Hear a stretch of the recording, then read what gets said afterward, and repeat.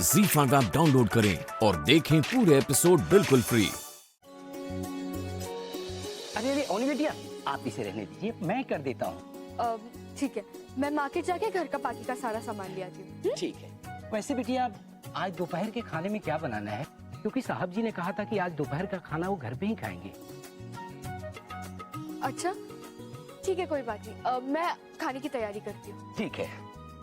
अरे बिटिया, मैं तो भूल ही गया था, वो कुछ बिल्स आए थे, मैं अभी देता हूँ आपको।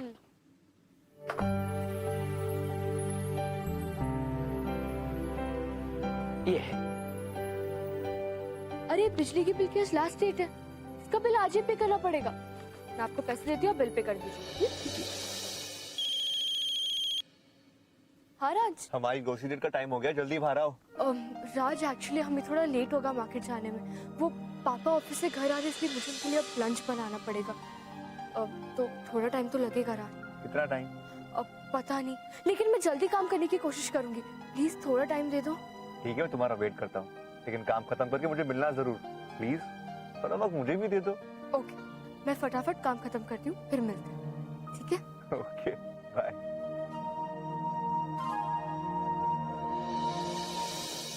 And they lived happily ever after. अच्छी लगी स्टोरी? अच्छा बताओ, इस स्टोरी का मॉरल क्या है? मतलब इस स्टोरी से हम क्या सीखते हैं? कि हमें कभी झूठ नहीं बोलना चाहिए, क्योंकि जो लोग झूठ बोलते हैं उनके साथ हमेशा बुरा ही होता है। चलो बच्चे, हम आपके टॉयज लेकर आते हैं, ओके? आ जाओ। चलो चलो। अक्षत, बुआ जी हमारा सारा गुस्सा माधुरी और जशन पे निकाल रही है। ये सही नहीं है। मैं बुआ से बात करता हूँ। मेरे एब्सेंस में बात करोगे तो बेहतर रहेगा। मैं पूजा के रूम में जाती हूँ।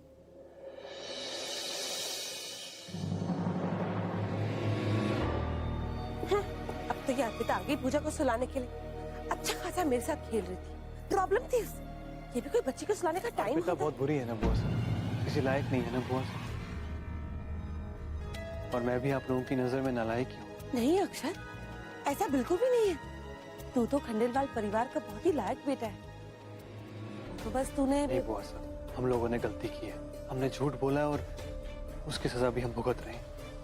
आपका हक बनता है हमसे नाराज होना, लेकिन हमारा गुस्सा आप जशन और माधुरी पे क्यों निकाल रही हैं? आफ्टर ऑल इन लोगों ने हमारी मदद की। नहीं अक्षर, ऐसा बिल्कुल भी नहीं है। मैं ऐसा बिल्कुल नहीं कर रही हूँ। अक्षर, मैं एक अनाथ आश्रम की ट्रस्टी हूँ, और एक ट्रस्टी होने के नाते मुझ पर एक बहुत बड़ी जिम्मेदारी है। इस बेचारी पूजा की मुझे बहुत फिक्र है। मेरे हिसाब से जशन और माधुरी उसके लिए अच्छे पेरेंट्स नहीं है। अक्षर, तू तो इतने दिनों से यहाँ रह रहा है, तू ही बता, क्या तेरी नजर में ये लोग इस लायक हैं कि एक मासूम बच्ची की जिम्मेदारी उन पर सौंपी जाए? अगर तू ट्रस्टी होता तो क्या तू इन लोगों पर आंख मूंद के भरोसा कर लेता?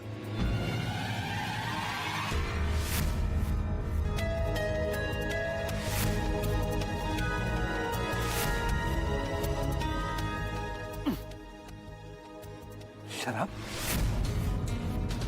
ये बुआ साहब, माना कि ये लोग थोड़े अजीब हैं, इनका रहन सहन हमसे अलग है, लेकिन ये लोग पूजा से प्यार करते हैं। अक्षर, मैं सिर्फ अपनी ड्यूटी निभा रही हूँ, और जो मेरा डाउट है वो मुझे किसी भी हाल में क्लियर करना है, और इसके लिए मैं चाहती हूँ कि तू मेरी मदद कर।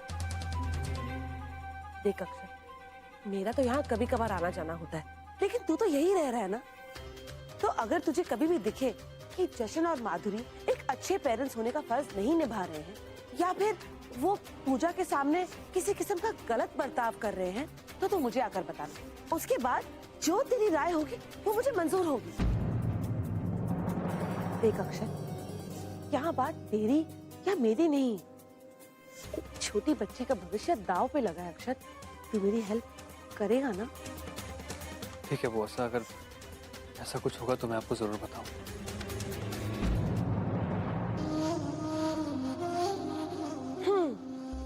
अब क्या करोगे जशन और माधुरी?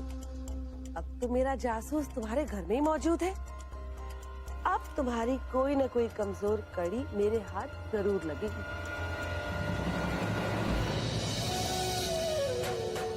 फाइनली लंच तैयार हो गया।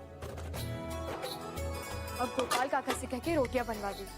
अब मैं मार्केट के लिए निकलती हूँ।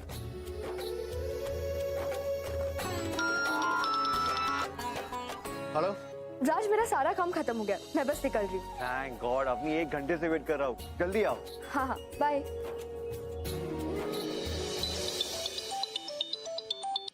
हाँ गोपाल काका। अवनी बिटिया, वो बिजली के बिल की बहुत लंबी लाइन है। लेकिन बिल तो आज भरना जरूरी है। तो फिर मुझे लौटने में काफी देर हो जाएगी बिटिया, 2-3 घंटे तो लग ही जाएंगे। लंच तक मैं नहीं आ पाऊंगा। ठीक है, कोई बात नहीं, आप बिल भर दीजिए।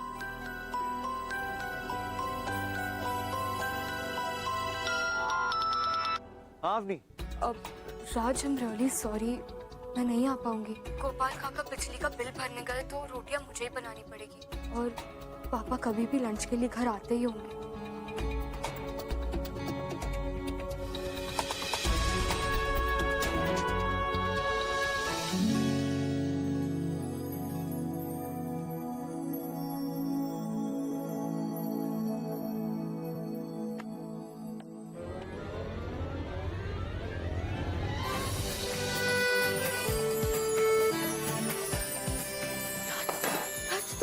क्या कर रहे हो? काम खत्म होने में तुम्हारी हेल्प कर रहा हूँ। देखो राज, तुम बहुत स्वीट हो, तुम्हें दुनिया के बेस्ट बॉयफ्रेंड हो, लेकिन मुझे तुम्हारी हेल्प नहीं चाहिए। राज, पापा कभी भी आते होंगे। राज प्लीज, उनके आने से पहले तुम जाओ। राज तुम। पापा। राज तुम जाओ। राज प्लीज गो। अवनी, मैं कोई भी काम आधा अधूरा नहीं छोड़ता। सॉरी, मैं से खत्म करके ही जाऊंगा। प्लीज, तुम्हारा दिमाग तो ठीक है। पापा ने अगर हमें साथ में देख लिया ना तो राज प्लीज तुम जाओ। देखो अवनी, मैं तुम्हारे डैड से नहीं डरता। आने दो, देखने दो, कह दूंगा अपनी गर्लफ्रेंड से हेल्प कर रहा हूँ। अरे हमने प्यार किया अवनी, कोई क्राइम थोड़ी ना किया हमने। मैं क्यों डरूंगा? नहीं डरता, आने दो। राज, तुम समझने की कोशिश करो प्लीज। राज, अगर पापा ने हमें साथ में देख लिया बहुत बड़ी प्रॉब्लम हो जाएगी। राज तुम प्लीज जाओ। राज बहुत कुछ। रिलैक्स।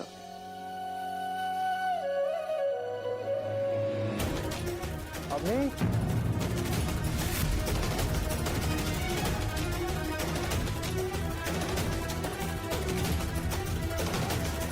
अवनी।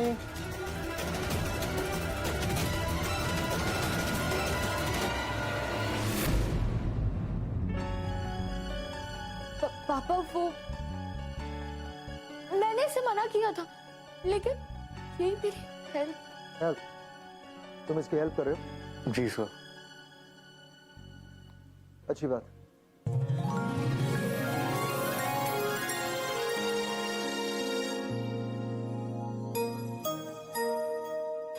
ये क्या था?